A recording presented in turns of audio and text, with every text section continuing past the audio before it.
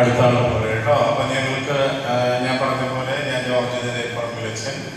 അപ്പോൾ ഞാനിവിടെ 3 ദിവസം താമസിക്കാനുള്ള ഒരു പ്ലാനൊക്കെ ആദ്യം ഉണ്ടായിരുന്നു. തീർച്ചയായിട്ടും ഈ സാഹചര്യം എനിക്ക് കിട്ടില്ല. അത്ഭുതകരമായ അനുഭവം എനിക്കുണ്ടായത്, എനിക്ക് ആസ്തമയുള്ള വ്യക്തിയാണ്. എനിക്ക് ഒരിക്കലും ഫാനില്ലാതെ അല്ലെങ്കിൽ AC ഇല്ലാതെ പറ്റില്ല, കാരണം എയർപ്ലെയിനിൽ അടിച്ചെടുത്തില്ല. പക്ഷെ എനിക്ക് ഇവിടെ ഒരു അസുഖം ഉണ്ടായില്ല. കുർബാനയ്ക്കോ അതിനൊക്കെ ഉറക്കാനുള്ള ഒരു പ്രശ്നം ഉണ്ടായി. ദൈവാനുഗ്രഹമാണ്. അപ്പോൾ ഈ ടീം ജോസ് മുതലും പിന്നെ സഹോദരന്മാരും എന്നെ വിളിച്ചതിന് വളരെ നന്ദിയുണ്ട്. സൗകര്യങ്ങളുടെ വളരെയധികം കുറവുകളുണ്ട്. സൗകര്യങ്ങളുടെ വളരെ കുറവുണ്ട്. ആ സൗകര്യങ്ങളുടെ കുറവുകൾ മാറാൻ നമ്മൾ പറഞ്ഞിട്ട് മാത്രം കാര്യമില്ല, പ്രാർത്ഥനയോടെ അത് അങ്ങനെ ഒരു വലിയൊരു മൂവ്മെൻ്റായിട്ട് മാറണം. എങ്കിൽ മാത്രമേ ആൾക്കാർ കൂടുതൽ വരുള്ളൂ. സൗകര്യങ്ങളില്ലെങ്കിൽ ധ്യാനിക്കാൻ വരില്ല, ഞാനും ധ്യാനിക്കാൻ വരില്ല.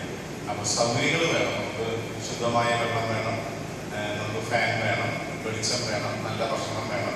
അപ്പോൾ അത് നമ്മളെല്ലാവരും പ്രാർത്ഥിക്കണം കേട്ടോ. നിങ്ങൾക്കുണ്ടായ അസൗകര്യങ്ങളെ കുറിച്ച് ഞാനും ഖേദിക്കുന്നു.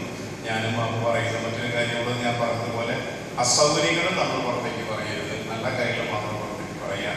ഈ ടീമിൽ നിന്ന് ഇപ്പോൾ 30 പേര് 2 പേരെ വെച്ചെങ്കിലും അടുത്ത പ്രാവശ്യം ധ്യാനത്തിലേക്ക് നിങ്ങൾ പ്രോത്സാഹിപ്പിച്ചു. 30 പേര് പറഞ്ഞിട്ട് എത്ര പേരായി?